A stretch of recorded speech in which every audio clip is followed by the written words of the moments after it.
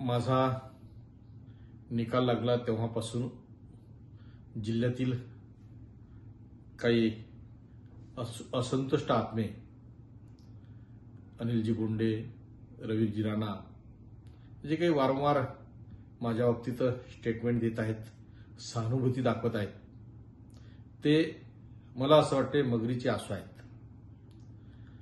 माझा किंवा माझ्या समाजाच्या बाबतीतला कळवळा किंवा माझा अपमान हा त्यांचा विषय असूच शकत नाही, कारण तेच वारंवार अपमान करतात हे संपूर्ण अमरावती जिल्ह्यानं पाहिलेलं आहे.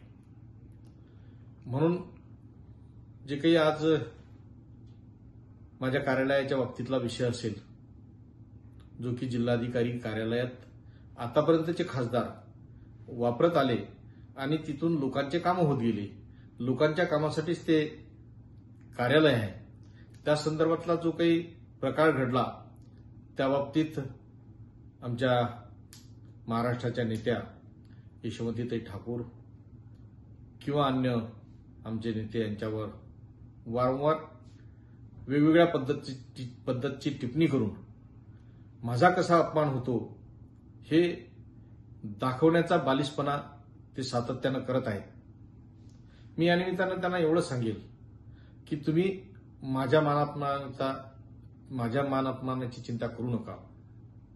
मी सच्चा